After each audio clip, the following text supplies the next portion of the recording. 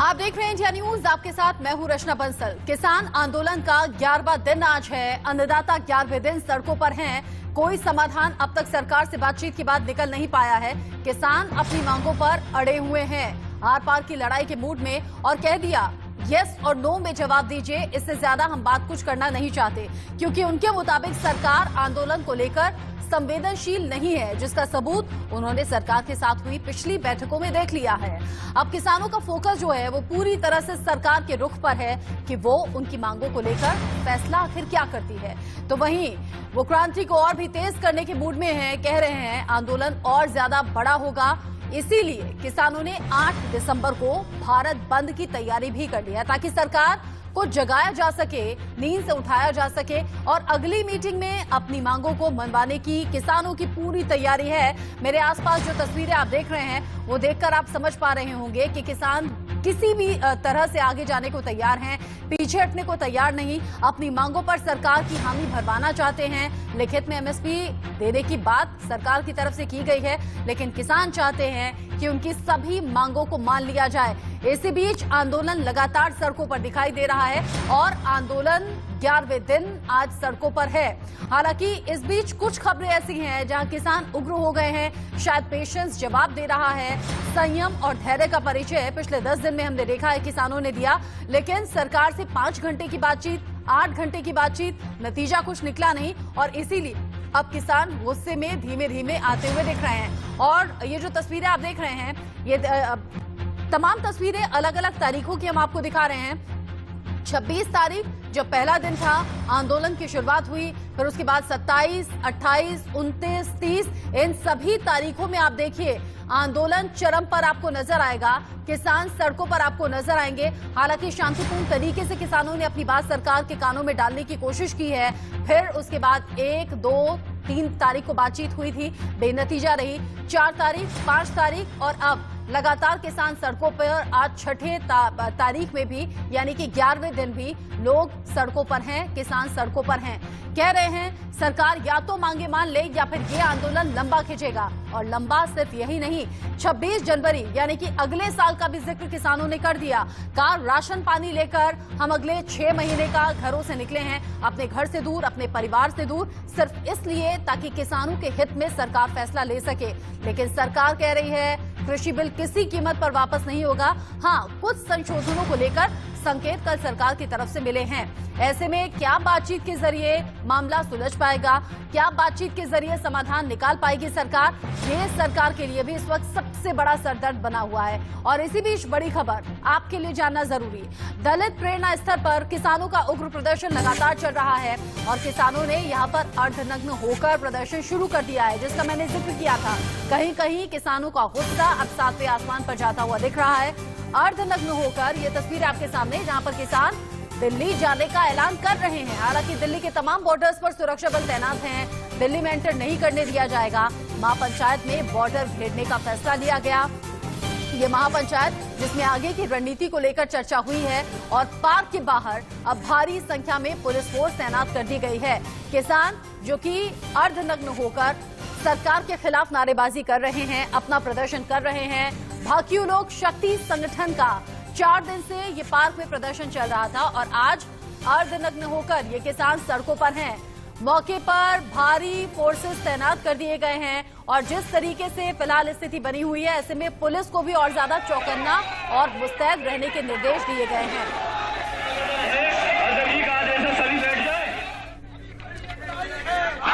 और अब ग्राउंड पर स्थिति क्या बनी हुई है, देवेंद्र भारद्वाज महामाया फ्लाईओवर के पास से हमारे साथ जुड़ गए हैं। देवेंद्र, तस्वीरें आप दिखाइएगा 11वां दिन आंदोलन का। कई जगह तो शांतिपूर्ण तस्वीरें हैं, लेकिन कई जगह किसान गुस्से में है। आपके आसपास की तस्वीरें क्या कहती हैं?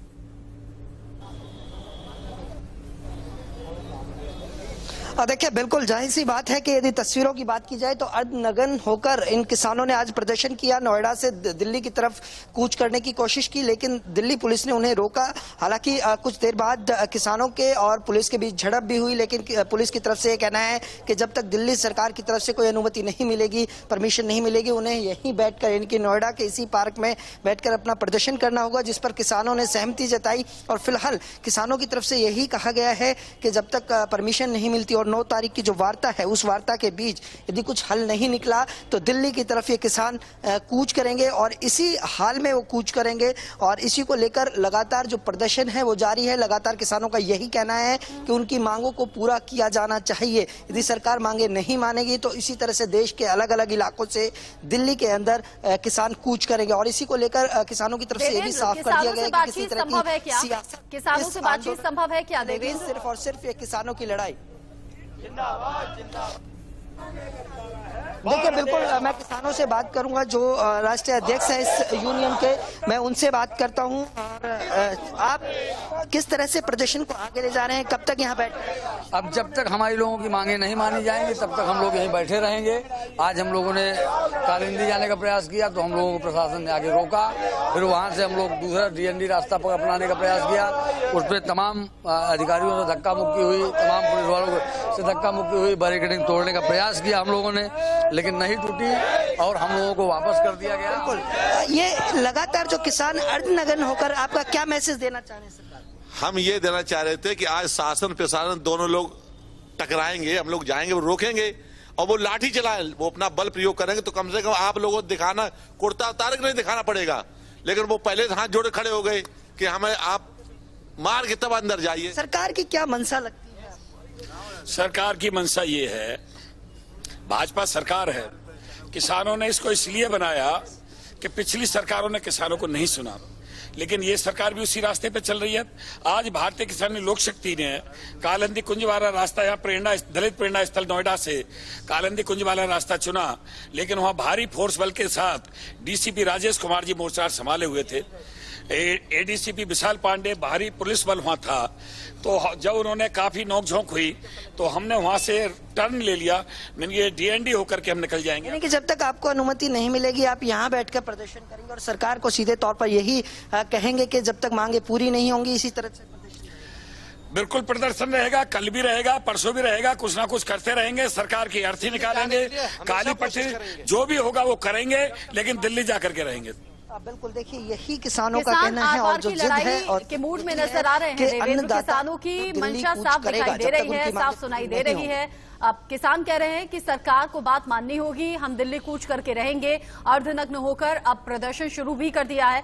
और इसी बीच टीकरी बॉर्डर से राजीव शर्मा मेरे सहयोगी जुड़ गए हैं, लेकिन साथ ही साथ मेहमानों का पैनल हमारे साथ रामनिक मान जी हैं जो कि राजनीतिक विश्लेषक हैं, विजय कौशिक कांग्रेस नेता हमारे साथ हैं, चौधरी पुष्पेंद्र सिंह जो कि किसान शक्ति संघ से हमारे साथ जुड़े हुए हैं। इन सभी से हम बातचीत करें, लेकिन सबसे पहले राजीव, टीकरी बॉर्डर की तस्वीरें क्या है? देवेंद्र तो बता रहे हैं फोर्सेस आज और ज्यादा बढ़ा दी गई हैं और किसान कहीं कहीं इम्पेशेंट हो रहे हैं, अब संयम खो रहे हैं।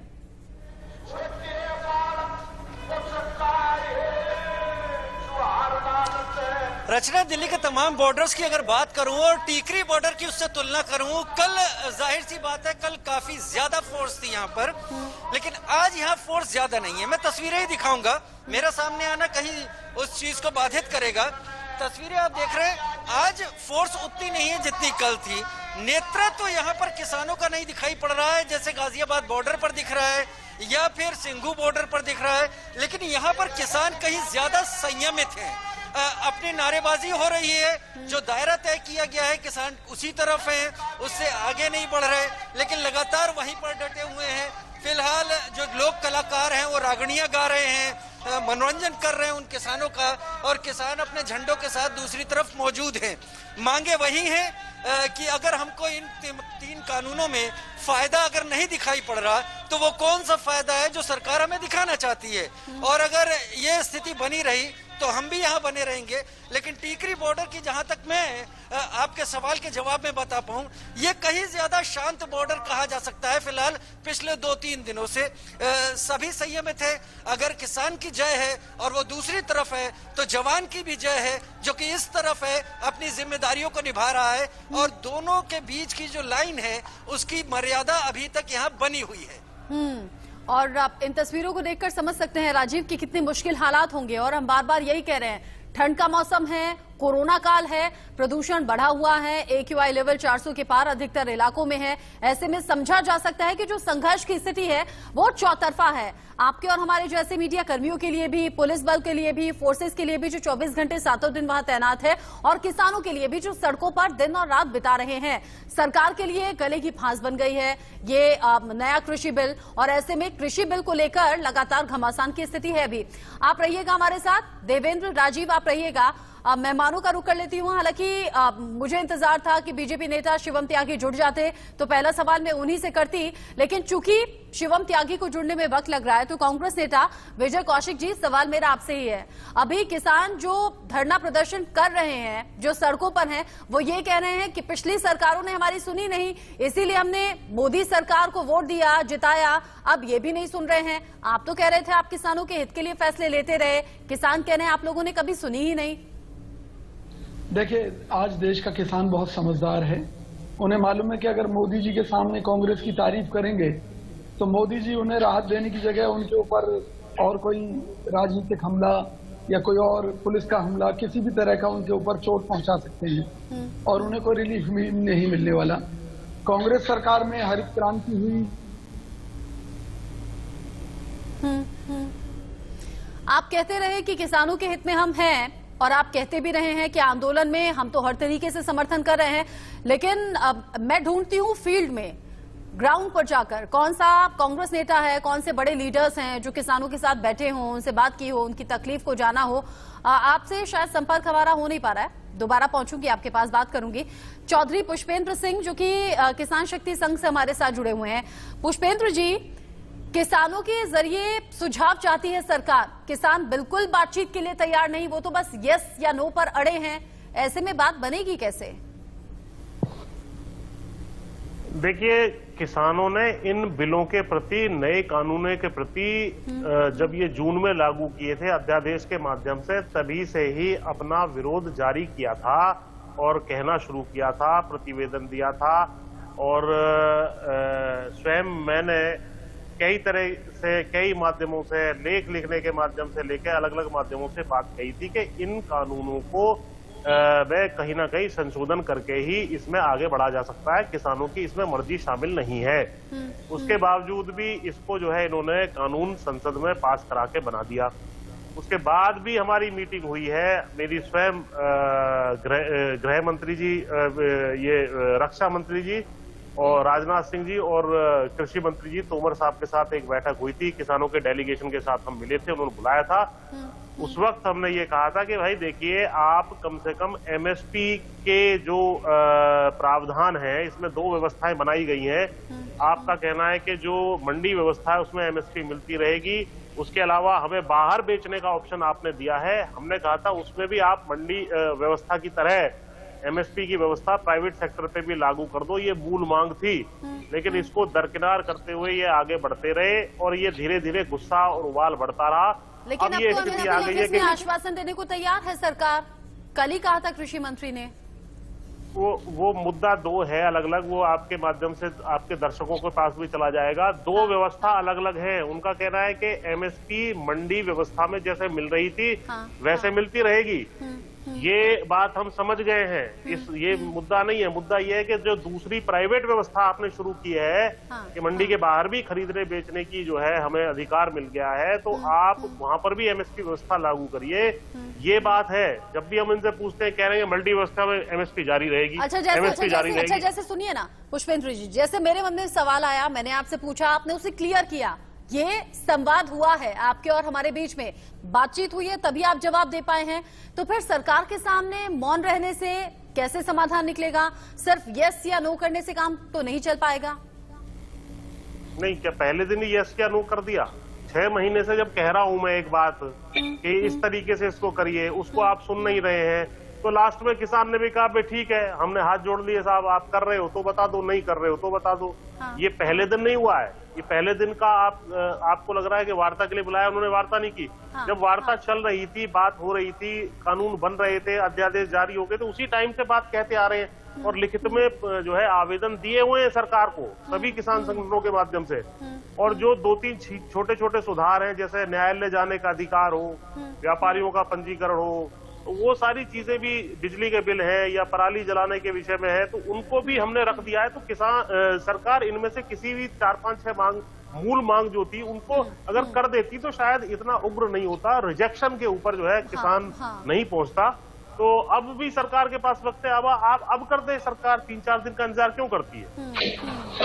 लेकिन सवाल यही कि घंटों बातचीत हो रही है, फिर भी सोल्यूशन की तरफ जाती हुई स्थिति दिखती नहीं।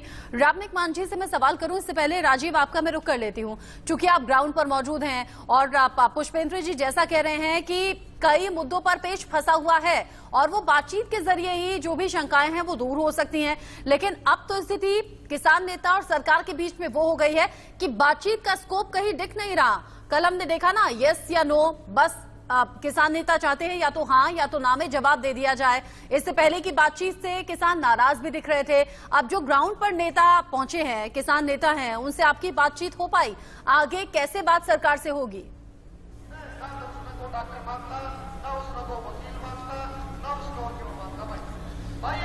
देखिए रचना, जहां तक यहाँ पर जो लोग मौजूद हैं, मैं वही कह रहा हूँ, टीकरी बॉर्डर पर किसानों का नेतृत्व नहीं है, लेकिन यहाँ के किसान संयमित हैं और अपने दायरे में बने हुए हैं। अब किसान नेता किन बातों पर अपना क्या रुख रख रहे हैं, स्पष्ट कर रहे हैं, वो सरकार के बीच में है। लेकिन यहाँ पर मैसेज सब साफ है और वो साफ सिर्फ इतना है कि अब इन कानूनों को वापस लेना होगा। अब तक एमएसपी की बात हो रही थी, लेकिन अब शायद वो बातचीत के वो शब्द और वो वाक्य बदल चुके हैं और वो वाक्य ये है कि अब इन कानूनों को वापस लेने से कम पर किसान यहाँ से हटने को तैयार नहीं है। लगातार यहाँ पर बना हुआ है, नारेबाजी जरूर हो रही है, इनकलाब जिंदाबाद, कई एक नारे ऐसे हैं जो व्यक्तिगत रूप से प्रधानमंत्री नरेंद्र मोदी पर चोट करते हुए हैं, उनके खिलाफ भी हैं, लेकिन वो नारे यहाँ पर चल रहे हैं और उस बीच में किसान भी यहाँ पर जमे हुए हैं। बात किसानों की मेरे ख्याल से सिर्फ इतनी है कि किसानों का यहाँ पर एक ही है बात, और वो साफ ये कहनी है कि सरकार कह रही है कि ये तमाम कानून किसानों के फायदे में हैं। तो एक आम किसान यहाँ पर यही पूछ रहा है, फिर वो फायदे किसान को समझ में क्यों नहीं आ रहे हैं?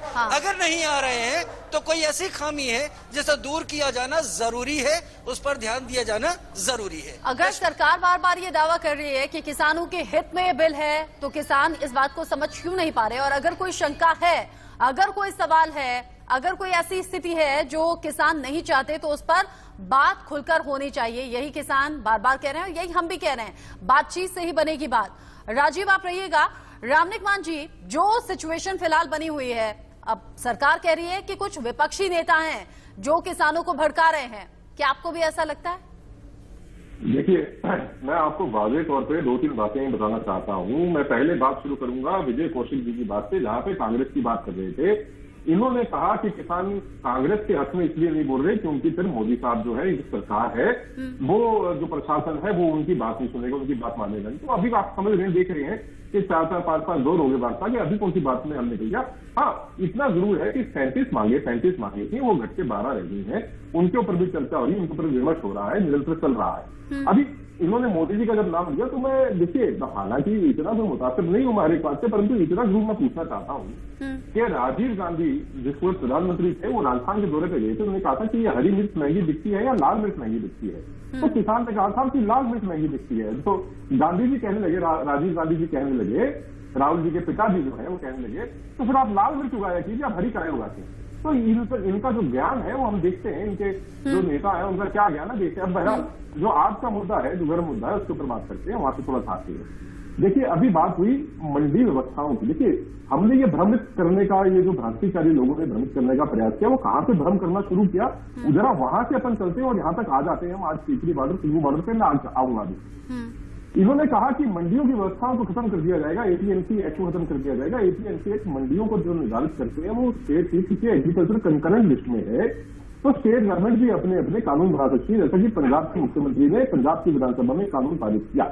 अगर कानून पारित करने के बावजूद किसान जो है पंजाब के, वो पंजाब के मुख्यमंत्री से सहमत नहीं है, मुतासिर नहीं है, कन्विंस नहीं है, उनके ऊपर यकीन, भरोसा, विश्वास और अकीदा नहीं रखते, तो उनको ये बातें करने का अधिकार नहीं है। दूसरी बात, अब आगे बात सरकार की। केंद्र सरकार ने निरंतर कहा है कि एमएसपी की जो व्यवस्था है वो बादस्तूर जारी रहेगी, मंडियों की व्यवस्था बादस्तूर जारी रहेगी।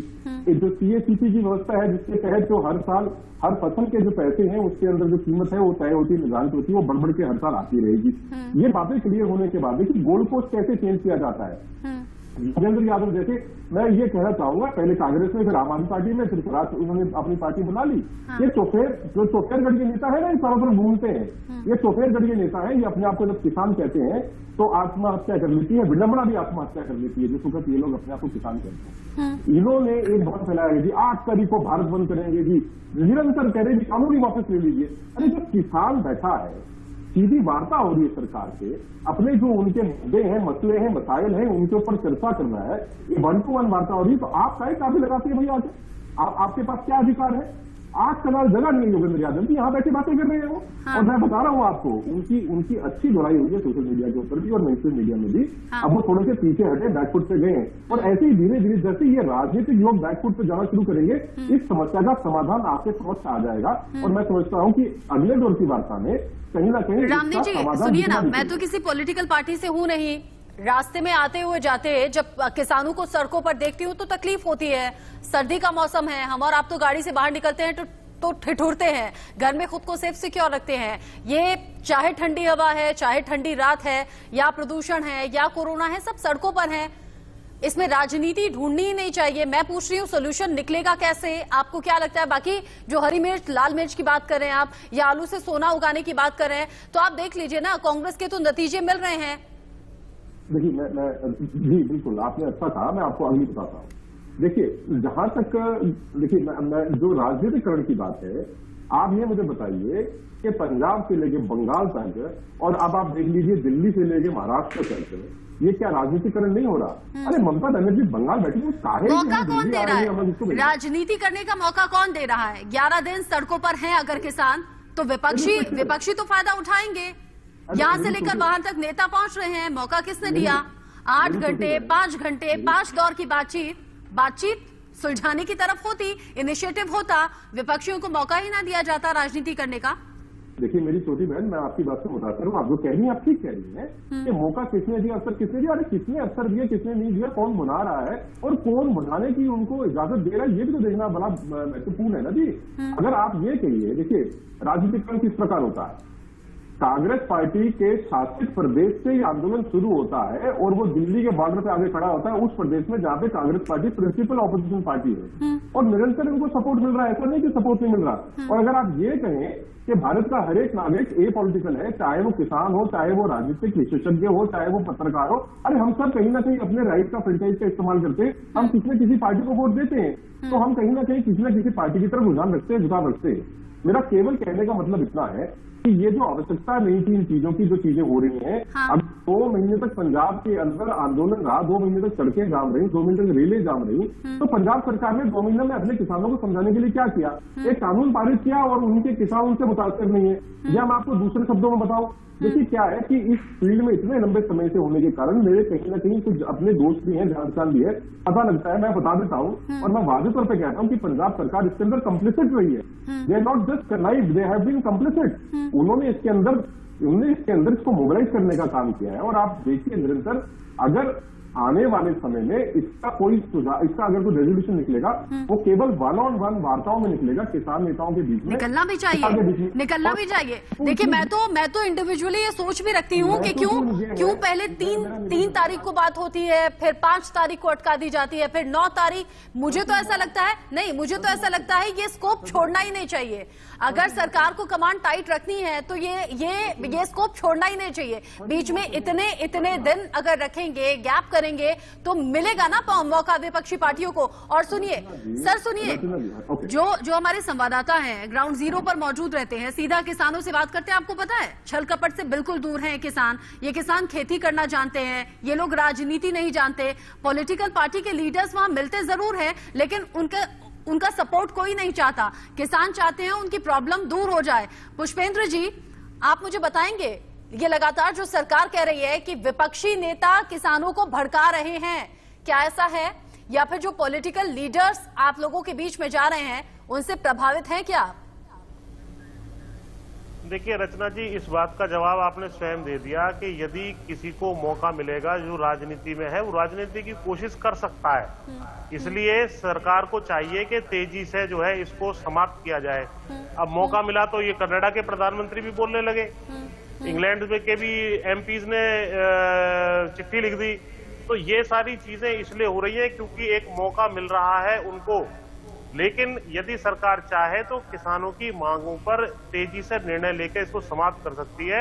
और मेरी समझ में बार बार ये नहीं आ रहा, जब बार बार लिख करके सारी बातें दी जा चुकी है तो क्या कहीं भाजपा के अंदर भी कोई ऐसी राजनीति चल रही है कि जो चाहती है कि लंबे समय तक इस आंदोलन को चलाया जाए? आपने अगर बीजेपी का जिक्र किया है तो पूछ लेते हैं। शिवम त्यागी का बहुत देर से मैं इंतजार कर रही थी, बीजेपी नेता है, हमारे साथ जुड़ गए हैं। शिवम जी, 11वां दिन आंदोलन का, अन्नदाता सड़कों पर, इससे पहले भी एक दिन चर्चा आपसे मेरी हो रही थी, इतना लंबा वक्त क्यों? क्या बीजेपी चाहती है टाइम टेकिंग हो ये डिसीजन? नहीं, देखिए मुझे लगता है कि टाइम टेकिंग तो बिल्कुल नहीं चाहेगी बीजेपी, क्योंकि जैसा कि पुष्पेंद्र जी ने कहा कि कहीं ना कहीं गवर्नमेंट को ही गलत लगेगा और नुकसान देगा, और कहीं ना कहीं सरकार के लिए ही बेहतरी ये होगी कि तो जितनी जल्दी से गतिरोध टूटे वो बेहतर है। लेकिन इसका दूसरा पक्ष ये भी तो है, जिस तरह से इन्होंने कह दिया कि सरकार जल्दी से जल्दी करे, मौका तो मिलेगा दूसरों को कहने का, लेकिन मौका तो यहाँ पर योगराज सिंह जैसे व्यक्तियों को किसान भी दे रहे हैं ना। वो बैठकर लोगों की बहन बेटियों पर कमेंट कर रहे हैं, जो नीचे खड़े हैं वो किसान ही है ना, और किसान ही सुन रहे हैं। तो ऐसे नेता को स्टेज तो आप भी दे रहे हो। खालिस्तानी अगर बीच में बोल रहा है तो स्टेज तो उसको भी मिल रहा है, उतारिए नीचे, हटाइए उसको। तो मैं सिर्फ इतना कहना चाहता हूं कि जनता हो और किसान हो। शिवम जी, आपको लगता है गांव और कस्बे से आए हुए किसान इतना ज्यादा तेज और इतना ज्यादा कनिंग होंगे जो वो नेताओं को मंच दें, वो चाहें कि नेता उनके बीच में? आपको ऐसा लग रहा है क्या? जो खेतों में रहते हो गर्मी सर्दी बरसात में, वो किसान ये चाहेंगे? आपको ऐसा लगता है कि जो नेता आता है वो कहीं बाहर से एक्सपोर्ट होके आता है?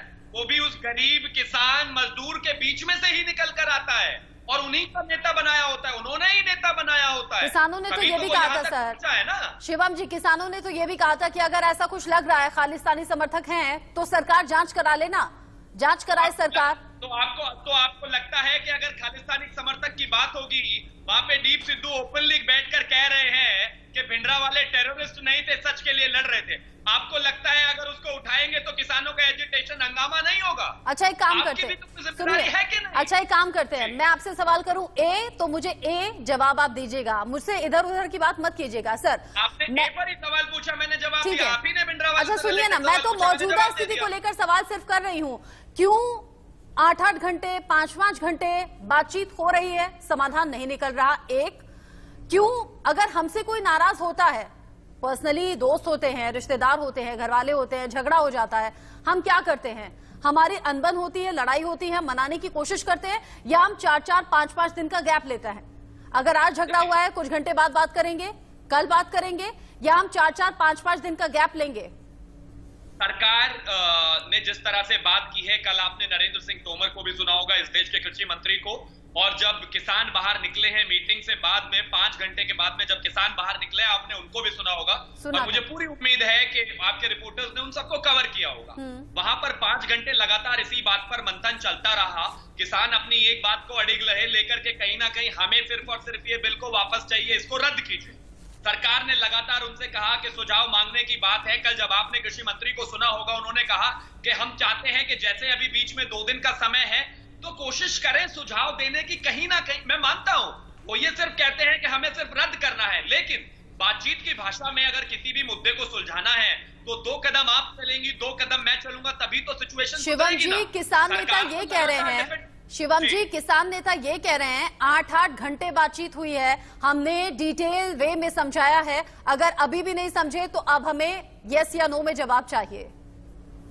मुझे लगता है कि कहीं ना कहीं लगातार दोनों तरफ से बात हुई है। किसान नेताओं की कल की जो बाइट्स हैं, उन्होंने ये तक भी कहा है कि सरकार ने सभी चीजों में संशोधन करने के लिए 99% तक हाँ कर दी है। यानी कि उन्होंने कहा एमएसपी, सरकार ने कहा कि ठीक है चलो इस पर संशोधन करते हैं। उन्होंने कहा एपीएमसी मंडी, वो राज्य सरकार का मामला है, लेकिन चलो इस पर भी संशोधन करते हैं। जो मेजर सभी मांगे थी अगर सरकार और कृषि मंत्री मीडिया में आकर कह रहे हैं कि चलो ठीक है इस पर संशोधन करते हैं, तो बात सिर्फ उस बात का अटक रही है आकर कि हमें संशोधन नहीं सिर्फ बिल रद्द करना है। आप मुझे एक चीज बताइए, जब आपकी सारी मांगे मानी जा रही हो और 1% की बात आकर अटक रही हो, तो कहीं ना कहीं आपको नहीं लगता कि एक लचीला रुख बेहतर होगा? विजय कौशिक जी कुछ कहना चाह रहे हैं। विजय कौशिक जी आपकी बात पर कुछ कहना चाह रहे हैं, उन्हें सुन लेते हैं, फिर आपसे बात करूंगी। विजय कौशिक जी, मैं ये कहना चाहता हूं कि भाजपा जनता को गुमराह करना बंद करे। एक तरफ देश के प्रधानमंत्री ये कहते हैं कि इन कृषि बिलों के बावजूद भी पुरानी कृषि की व्यवस्थाएं हैं वो कायम रहेंगी। जब पुरानी ही व्यवस्थाएं कायम रखनी है तो इन नए कृषि बिलों की जरूरत क्या थी? जाहिर सी बात है कि ये जो नए कृषि बिल आए ये किसानों की गला दबाने के लिए थे, अडानी अंबानी जैसे पूंजीपतियों को बढ़ावा देने के लिए थे, जिसके बारे में किसान अच्छी तरह समझ चुके हैं। किसान जब जागा तो वो पहले धरने पर बैठे, उन्होंने कहा कि सरकार उनसे आकर बातचीत करे। 2 महीने तक पंजाब में बैठे रहे, केंद्र सरकार ने कोई सुध नहीं ली, तो वो अपने राशन पानी के साथ दिल्ली की तरफ कूच कर गए। उनके साथ आतंकवादियों जैसा व्यवहार किया गया, सड़कें खोद दी गईं, उनके ऊपर पानी फेंका गया, लाठीचार्ज किया गया। सरकार ने हर दमन उनका करने की कोशिश की, लेकिन फिर भी जब वो दिल्ली की तरफ बढ़ते चले आए तो विजय कौशिक जी कह रहे हैं कि किसानों पर हर अत्याचार हुआ है सरकार की तरफ से, लेकिन कांग्रेस लीडर्स तो सड़कों पर किसानों के साथ हैं, हमेशा समर्थन कर रहे थे और कर रहे हैं, है ना सर? ट्विटर पर 4 ट्वीट करने के बाद आप किसानों के समर्थन में हैं।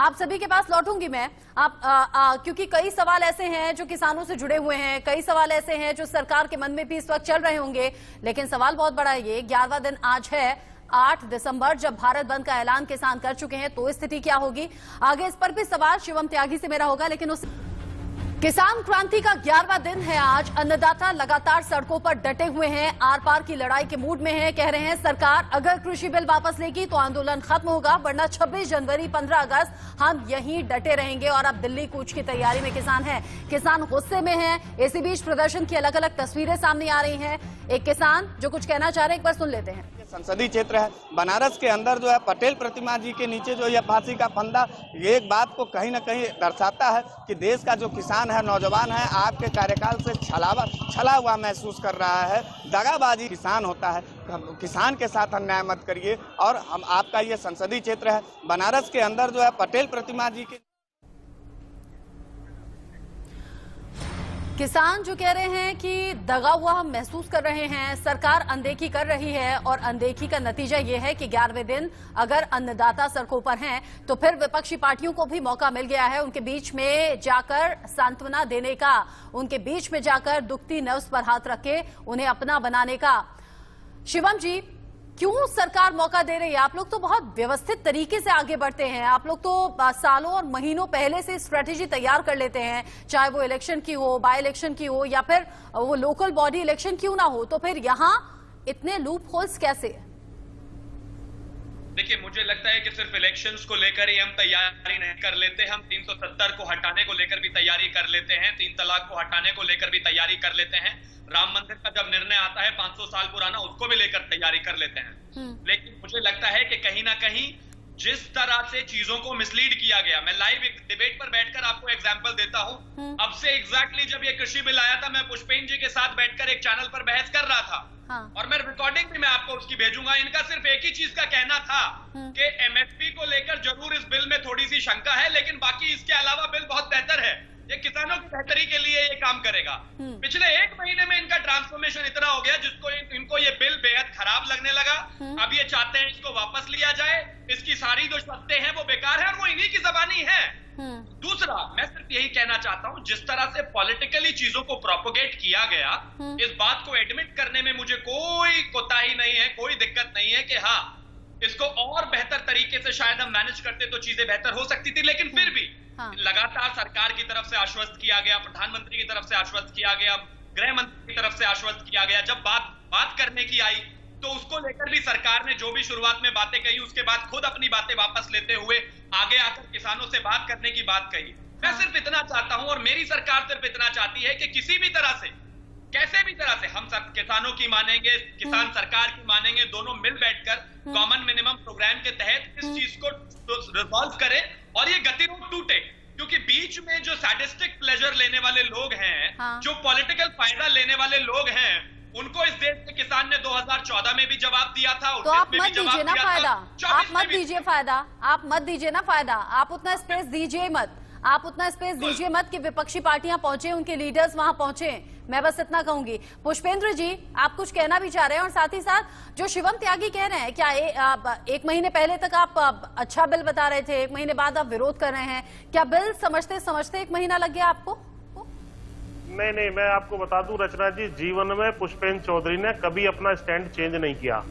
आज भी ठोक के कह रहा हूं आपके चैनल पर, किसान नेता, किसान संगठन, एग्री इकोनॉमिस्ट, एग्रीकल्चर क्षेत्र में सुधार हो, इसकी मांग लंबे समय से कर रहे थे।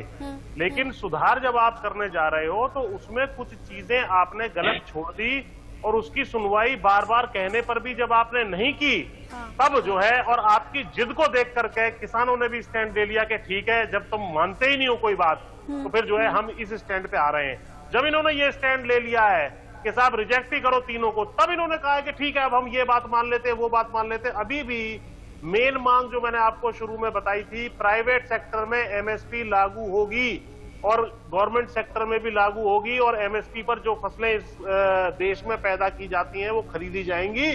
इसके विषय में शिवम जी अभी भी नहीं कह पाएंगे। ये कहेंगे एमएसपी चालू रहेगी, कहाँ चालू रहेगी ये नहीं बताएंगे।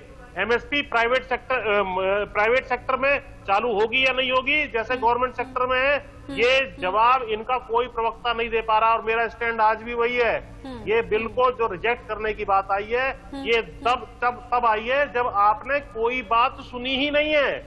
रचना जी, एक चीज आपको स्पष्ट हो जानी चाहिए कि निरंकुश सरकार है, किसानों की नहीं सुनना चाहती, किसानों पर लाठीचार्ज करना जानती है, पानी की बौछारें फेंकना जानती है, उनको दिल्ली में घुसने से रोकने देना जानती है, लेकिन उनकी बातें नहीं सुनना चाहती। जब एक तरफ आप ये कहते हैं कि पुरानी व्यवस्थाएं सब कायम रहेंगी, सब कुछ एज इट इज रहेगा, नए कृषि कानूनों से कुछ बदला जाने वाला नहीं है, और किसान कह रहा है कि इन कृषि कानूनों को खत्म कीजिए, तो खत्म कर दीजिए ना। आपको दिक्कत क्या है? विजय कौशिक जी, ये बात आप पहले बोल चुके हैं। विजय कौशिक जी, ये बात आप पहले बोल चुके हैं, लेकिन आपको लगता नहीं देश की राजधानी के बॉर्डर्स पर किसान डटे हुए हैं, हजारों की संख्या में अलग अलग बॉर्डर्स पर? ऐसे तो राहुल गांधी और प्रियंका गांधी किसानों के हित की बात करते हैं, ऐसे तो हाथरस जाने के लिए पूरी लंबी लड़ाई लड़ी। आपको लगता नहीं कि प्रियंका गांधी, राहुल गांधी को इस वक्त किसानों के बीच जाना चाहिए था, उनसे पूछना चाहिए था? समझ लीजिए, ये किसानों का आंदोलन है, और किसानों ने प्रत्येक राजनीतिक दल से ये कहा है कि वो उनके बीच में ना आए। क्यों? क्योंकि ये भारतीय जनता पार्टी की सरकार है, ये उनके आंदोलन को कांग्रेस का आंदोलन बताकर उन्हें कुचलना चाहती है, किसानों के ऊपर बल प्रयोग करना चाहती है। इसलिए किसानों के हित में कांग्रेस इस प्रदर्शन से दूरी बनाए हुए है। यूपी सरकार तो ये भी चाहती थी कि हाथरस ना जाएं राहुल गांधी, प्रियंका गांधी। आप वो करेंगे क्या जो बीजेपी चाहेगी? हाथरस ना, हाथ नहीं, हम किसानों के कहने से चुप है, बीजेपी के कहने से चुप नहीं है। हाथरस में जो मुद्दा था और जोड़ना चाहता हूँ जी, और बड़ा कर देना चाहता हूँ, कौशिक जी, एक मिनट। किसानों की मांगे मानी जानी चाहिए। ठीक है, किसानों की मांगे मानी जानी चाहिए, सरकार इस पर मंथन कर रही है। पुष्पेंद्र जी, आप क्या कह रहे हैं? जी, मैं ये कहना चाह रहा हूँ, जो राजनीति वाला प्रश्न है, अन्ना आंदोलन में सारा आरएसएस, स्वामी रामदेव, बीजेपी और तमाम विपक्ष जो यूपीए के बाहर के पार्टियां थी वो लग गई थी। जो भी स्थिति होगी, राजनीतिक पार्टियां तो राजनीति करेंगी ही भाई। इसमें आप अलग और नई कौन सी बात कह रहे हो? अपने लोगों को भेजेंगे, इसमें क्या तकलीफ है? लेकिन मंच पे किसी को भी अलाउ नहीं किया जा रहा है, ये मैं आपको बता सकता हूँ। हाँ, कोई एक्टिविस्ट जाकर के कुछ हल्की या भारी बात कह दे, वो एक गलत बात है। एंटी नेशनल कोई बात ना कही जाए, किसानों के खिलाफ कोई बात ना की जाए, कोई राजनीतिक बात ना की जाए। मतलब पुष्पेंद्र जी, राहुल गांधी, प्रियंका गांधी अगर किसानों के बीच में जाकर बात करें तो कोई दिक्कत नहीं है, बस मंच नहीं मिलना चाहिए, कोई विवादित बयान न दे। तो विजय कौशिक जी, आप ये मैसेज राहुल गांधी, प्रियंका गांधी को पहुंचा दीजिएगा। आप कहिएगा कि लाइमलाइट बटोरने का वक्त है, अच्छा है, और अब यहाँ किसान हजारों की संख्या में है, जाएंगे तो थोड़ा चर्चा होगी कांग्रेस की, जो आजकल नहीं होती है।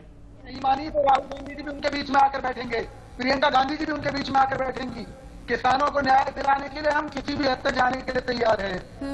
इस मोदी सरकार ने जो किसानों के साथ किया है बहुत गलत किया है और कृषि कानूनों के आड़ में और देश की कृषि व्यवस्था को ठीक है, आपने तो बहुत बड़ी बात कह दी। किसान के आंदोलन के बीच में राहुल गांधी, प्रियंका गांधी भी पहुंचेंगे। रामनीत जी, आप हाथ क्यों जोड़ रहे हैं? आप कह रहे हैं कि राजनीति मत कीजिए, बस कीजिए। की बात करते हैं तो विडंबना भी आत्महत्या कर लेती है। ये ऐसे लोग हैं, देखिए, इनको लाल और हरी मिर्च का फर्क नहीं पता, राहुल गांधी जी को आलू सोने का फर्क नहीं पता। बहरहाल मैं उस पर भी नहीं जाता और ना मैं कहीं, अगर ये पाकिस्तान और खालिस्तान की धूल बैठ गई हो तो जो असल मुद्दे की बात है उसके ऊपर हम चर्चा कर लें, ताकि थोड़ी सकारात्मक इसके अंदर से निष्कर्ष भी निकलने का प्रयास करें हम।